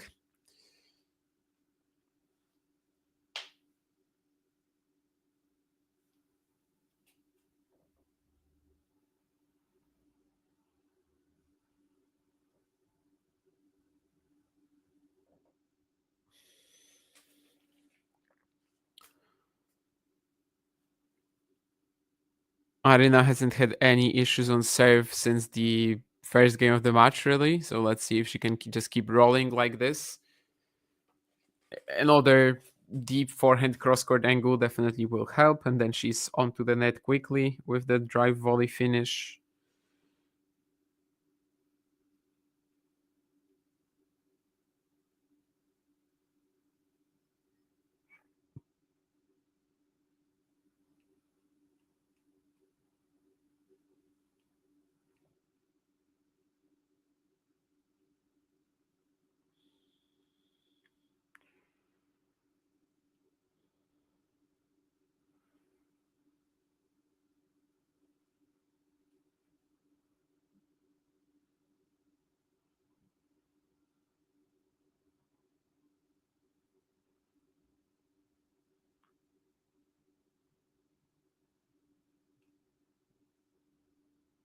Ooh, Badosa trying to go for this forehand winner return down the line.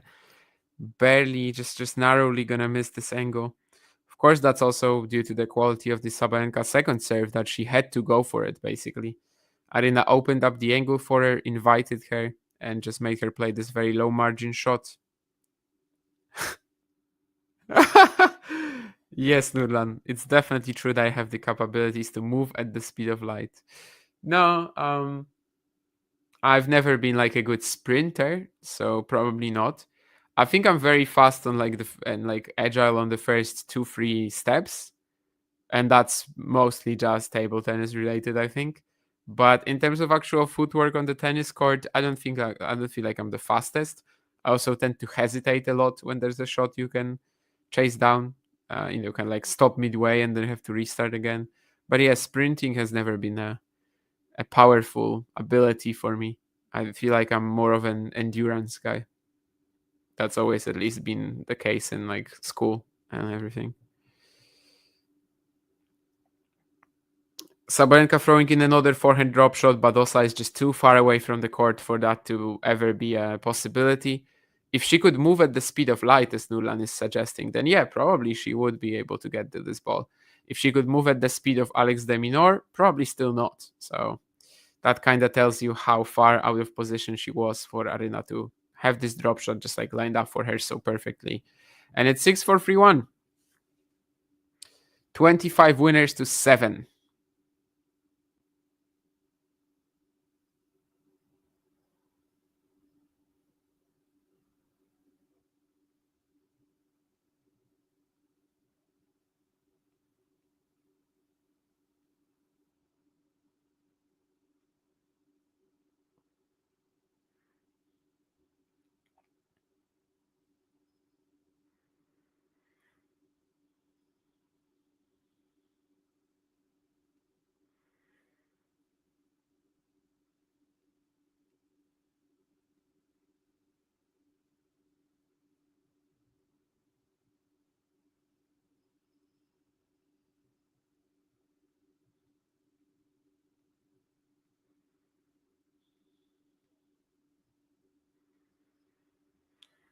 Let's see, the previous service game of Badosa, you might remember, she was also 30 love up after some good serving, and then obviously everything went wrong with the back-to-back double faults at 1-all, 30-all.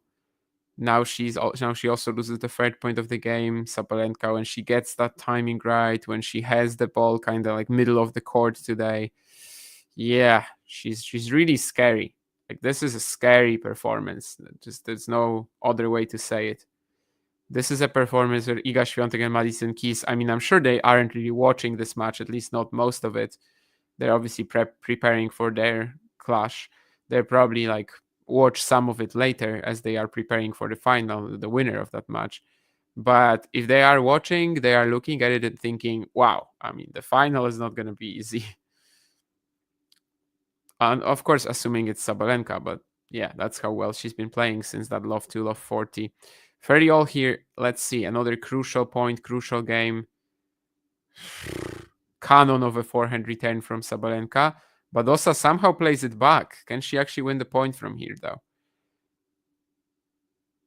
Okay, the pressure has kind of dialed down from Aryna with some great depth from Paula. And yes, Badosa finds the baseline. Sabalenka is trying to pick it up on the half volley, and it's going to be long, so she survives the point. I think Paula's reaction kind of shows it all here. She's aware that in order to win this point, she had to like find the line 3 times. But she did. She survived the onslaught.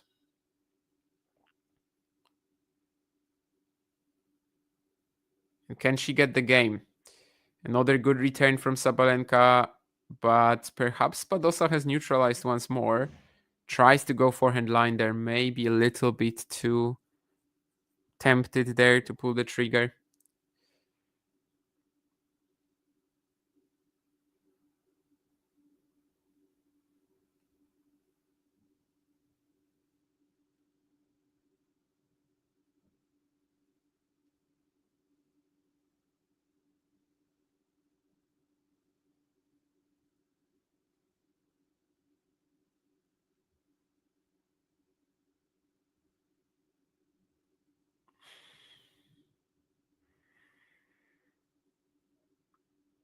Ooh, very close to another double fault, I think, here. Or actually, is it the first serve?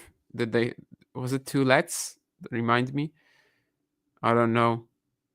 But no, this was a double. Yeah, this was a second serve. This was a double fault kind of waiting to happen.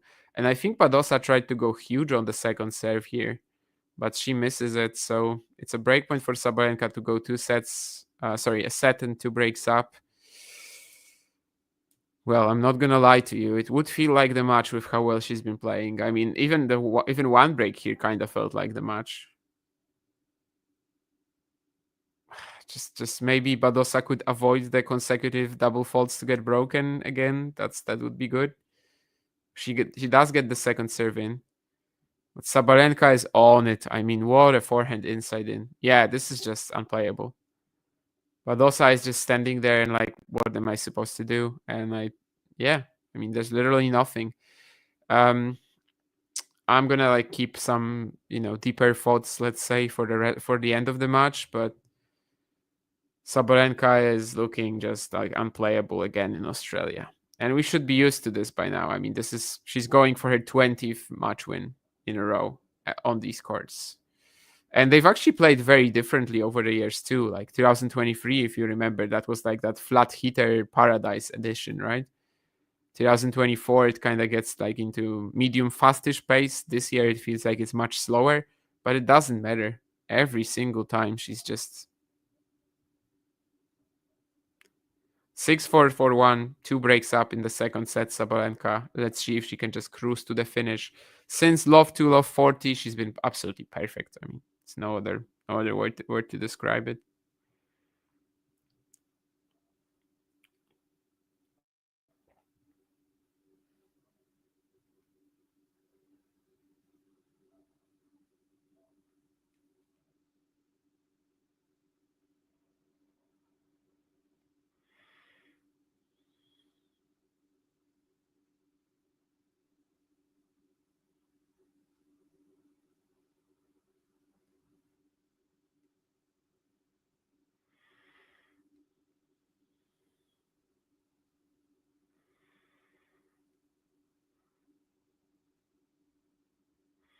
Let's see. 4-1 Sabalenka. Since the second game of the match, Badosa hasn't created any issues for her friend on return, I guess, from Badosa's perspective.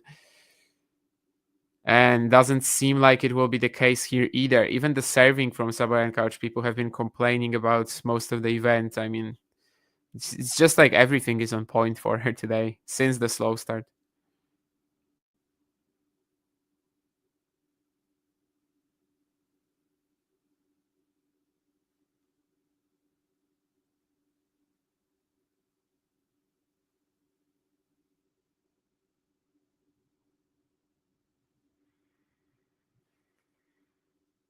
Hello, Steve. Hello, Sumit as well. Paula's Rucom to end or surprise run.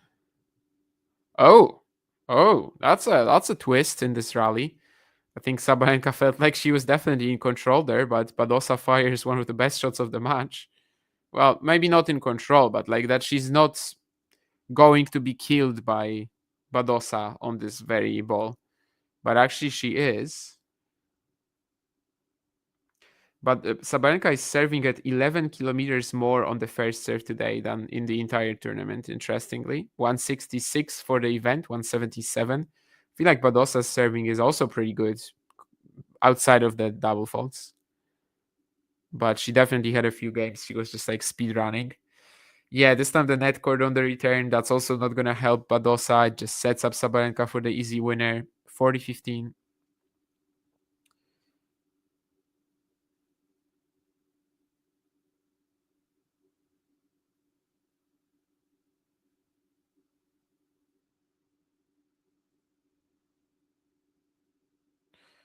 Oh yeah, you said yesterday that you were going to be rooting for Heliovara, right?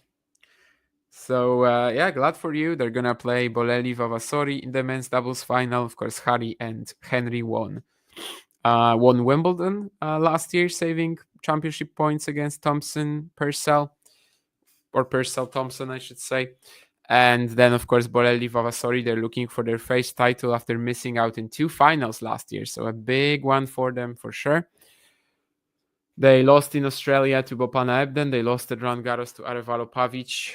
Bolelli, though, at least has an ATP title. So is there an ATP doubles head-to-head checker like there is for singles? Not officially. I recommend you to use Tennis Explorer. It's still not easy because you can't like type that into the head-to-head. But if you find a match between the players, then it's gonna tell you the head-to-head. So in fact, I will actually go there now and tell you if they've played before.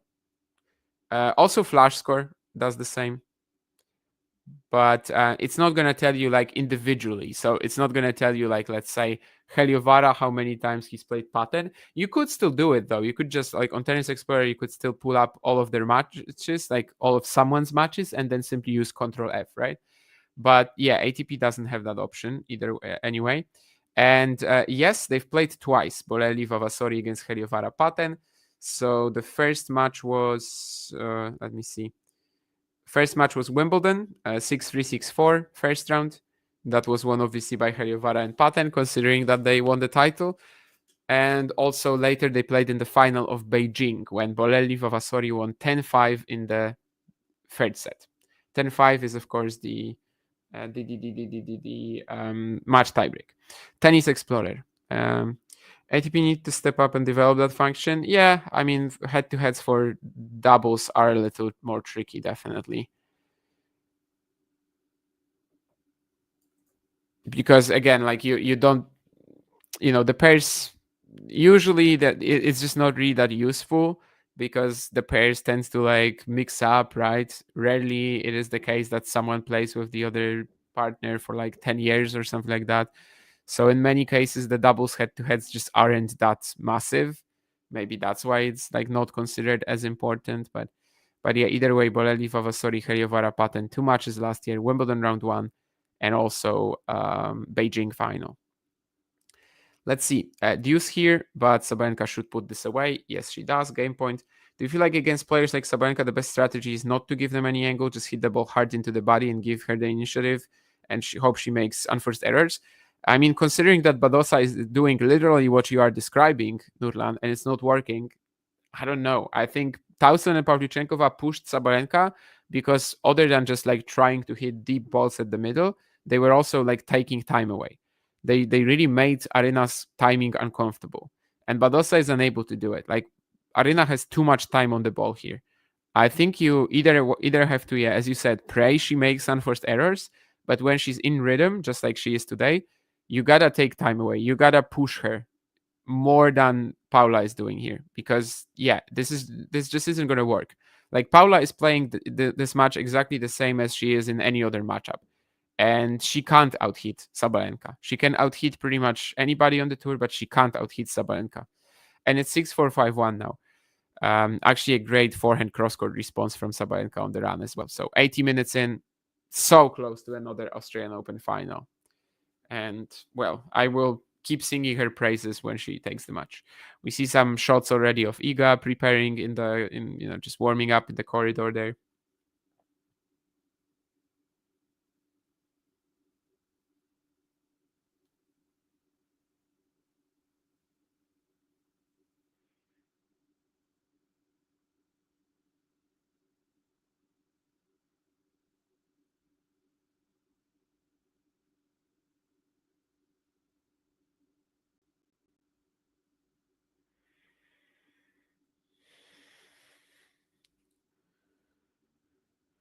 And let's see, 5-1 Sabalenka. Badosa serving to stay in the match for the first time.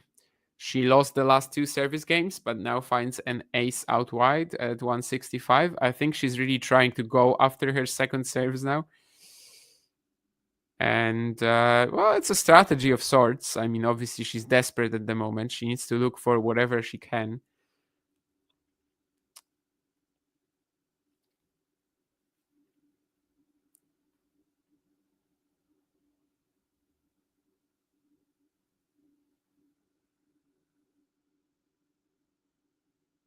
Sabalenka producing so much depth here.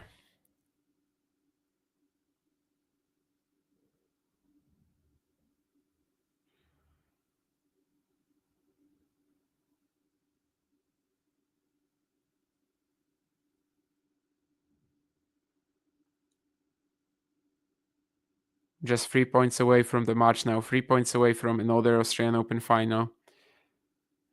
Inventive return, definitely. Badosa feels like she's on the front foot, but again, I think it's actually Badosa that like should be opening up the court with angles a little bit more. What Nulan was saying, I think she should be doing that because just going with deep pace at Sabalenka's middle position, like it's not working today.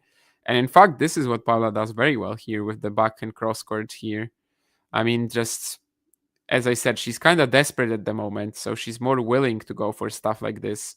But it does get Sabalenka, surprised. It does get her like off balance, which is really what she has to be doing right now. Just try to surprise. I think, in fact, the time to try to surprise Sabalenka was much earlier in the match.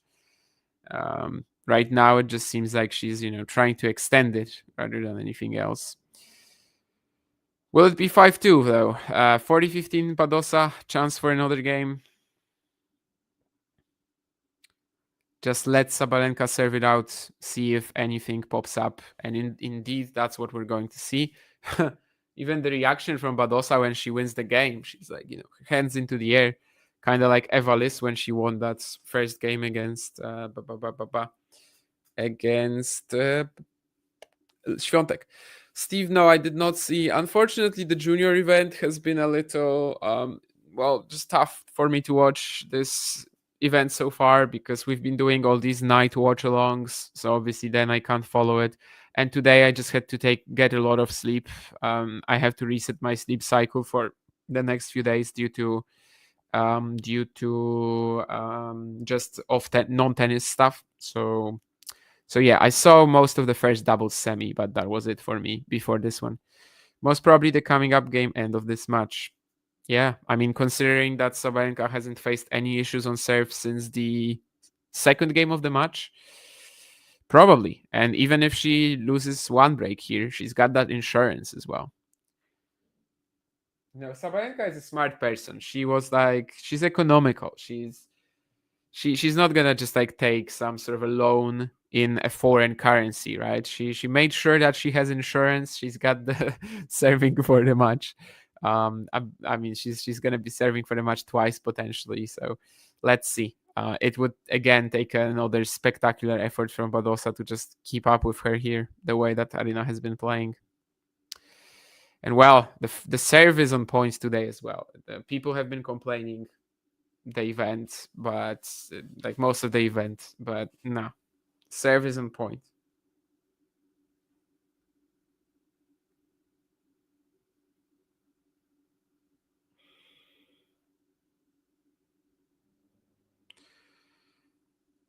Backhand cross court, it's again just insane pace. Badosa scrambling for it. I think she even touches it with her racket, but there's nothing she can do.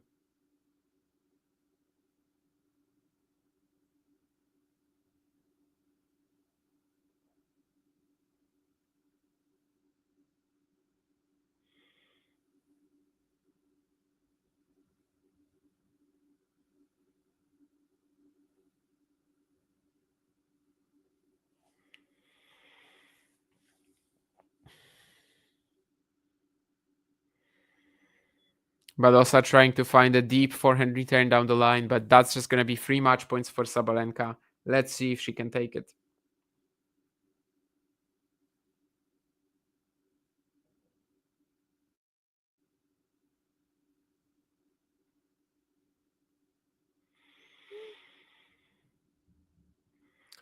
3 match points to get herself into another Australian Open final, third in a row. It's a good serve, gets the +1 forehand, inside in. I mean, yeah, the way she played the match, that's how she finished it too. Honestly, what an incredible display. And let's talk about this in fact. There's a big hug, obviously, at the net. The players, we know that they're best friends on tour. And I don't know if this was the dynamic that we had here, really. The fact that, Aryna has been handling it better in the last few matches. I think today was more about, first of all, tactical gap, but also the quality gap. So yeah, Sabalenka has just won her 20th Australian Open match in a row. She won the 2023 edition, she won the 2024 edition, and now she's also in the final in 2025. She's also won her last 20 hardcourt Grand Slam matches in a row, of course, with winning both hardcourt slams last year. And I think this was clearly her best performance of the event so far. She had the slow start, right? She was love 2, love 40 down. This was on return as well. But from the point when she wins this game, yeah, there's just nothing that Badosa can do. And you might remember that at the very beginning of the stream, in the very first game, in fact, I said that I know this is like just 3 or 4 points, but how does Badosa sort of like take this match away from a baseline battle? Because you can clearly see that it's not like a Sinner de Minor thing, really. I think Badosa, for a set and a couple of games, she was believing that she can beat Aryna. I just don't think she had the right idea because, yeah, sure, she can out-hit most players on the tour, and just that like hitting strong and deep is definitely a thing. But she comes out here and Aryna's timing from 0-2-0-40 is like too good. The angles she can produce, like they are much better than Badosa as well. Again, Badosa just trying to hit strong and deep down the middle. Aryna even throwing the drop shot when she has another opportunity for it. So like she gets Paula out of the court with another sharp forehand cross-court angle. The drop shot finish is there too for like a little bit of extra flair and a little bit of extra something.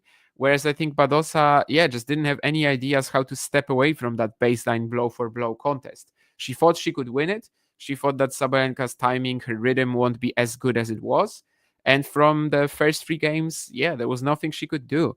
I think probably the best part of the match for Badosa, at least on her serve, was like the last 2 holds in the opening set, right? When she was just serve botting, like literally serve botting.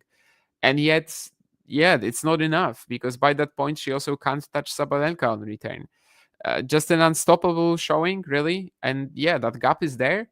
So in order to, let's say, win a match when your opponent is just a better, bigger ball striker, you have to come up with something special. And Badosa did not. Like, Badosa did not try to break up rhythm in any way. She just tried to play this like any normal match. And Sabalenka was far better at that sort of game, at least on the day. And I think this was by far the best performance as well that we've seen from Sabalenka this entire event. As you can see, 5 consecutive finals at the hardcourt majors. In fact, I would maybe even go, further than that and say 2022 US Open. She's 4-2 up in the third in the semis against Świątek, and then of course she wins the Australian Open. She makes the final of the US Open, gets the first set done against Coco Gauff, but then loses in 3. And then, of course, since then she's been perfect. 20 wins in a row. Yeah, and Steve, it's funny that you're saying she's just so dominant like a Bengal tiger. Of course, this is like part of her brand. She's got that tattoo. But just the other day, I had this funny dream when Aziz Dugas came onto the stream in my dream. And he was basically saying that Sabalenka is my favorite player. She is the tiger. She is the lion or something like that. And he kept spamming messages like this. Anyway, there's no prediction from me on the all Aussie affair in the mixed doubles final, Steve. I think it's just not really too interesting from a non-Australian perspective. Let's say that. Obviously, Pierce is like the best doubles player in the field, but it's mixed doubles. It's a lottery to me. Also, of course, we have streams coming up for the semis tomorrow on the men's side, but also here you have the Świątek Keys one. That's going to be very soon. And let me just say this. I mean, Aziz Dugas, if in case anyone doesn't know on our screens. And when it comes to Świątek and Keys, I don't think they were watching this. That wouldn't be really beneficial to their preparation. But if they are going to be like catching up with it after one of them, the winner at least, after they make the final, this was a scary performance. Like, this was the kind of performance that makes you think if Aryna comes out playing like this against Świątek, on a court that suits Aryna a little bit more, she's going to be the favorite. Obviously, she would be the favorite against Madison either way. But yeah, to have their best performance of the event so far come in the semis, to be so incredible here. Yeah, just a scary display, and the way that she's been so consistent in hardcourt slams. What more can you add? She's a machine. She's an absolute machine right now. Such an impressive performance from 0-2, 0-40 down. Early slow start, but who cares? Maybe if Badosa gets that third game on the board in the first set, maybe then it gets a little bit more ropey and we actually get another outcome, at least in that opener. But from when Sabalenka got back on serve, and in fact from when she broke at 2 games all, it just never felt like a match anymore. And I don't think Paula was ready really for this sort of level from Aryna. And she wasn't ready definitely with any like interesting game plan that would maybe step away from usually what they're playing in this matchup and from this blow for blow contest, which she likes herself in clearly. I mean, she definitely trusts herself in against most players, but against Aryna, when her timing is like this, when her rhythm is like this, there's just nothing she could have done like that. Yeah, apparently I do dream about Aziz Dugas in my naps between streams, because this was connected to it, because I was just getting a nap before the Sabalenka stream, and I was already dreaming about the Sabalenka stream. Yeah, I think this was my second stream of Sabalenka this event, right? With the Clara Tauson match as well. And, or maybe no, actually Andreeva as well. So I guess I watched 3 Sabalenka matches very closely. I also obviously watched the match against Pavlyuchenkova. And yeah, to me, it was clear that this was her best performance. And I said it a few times as well, but like the serving, people have been saying this week that it's not as good. Again, I think it's more about the conditions being slower in Australia the last couple of years. And also the type of opponents that she was facing. So like Tauson, Pavlyuchenkova, who were taking time away from her, and trying to out-hit her and actually having a shot. Whereas, today, I mean, the serving was incredible too. There's literally no other part of Sabalenka's game that wasn't on point today after the slow start. So what more can you say? She will be the favorite in the final. This is what I can say. Regardless if it's Świątek or Keys. Of course, the kind of like the percentages, the gap between the two players, they will be different depending on who it is. But it's clear that Sabalenka will be the favorite in the final. What a ridiculous performance. And yeah, 5th consecutive hardcourt final in a row at the majors. Especially with a game style like this, which seemingly is a little low percentage, right? It doesn't feel low percentage at the moment, with the way that she also has the angle work on the forehand and even the drop shot finish. Yeah, it feels like there's a lot. Also the scrambling, the defense, whenever she had to use it today, that was also strong. Her slice percentage today was definitely much higher than in the previous encounters. So yeah, there's literally not a part of Sabalenka's game today that wasn't clicking. And let's see what happens later.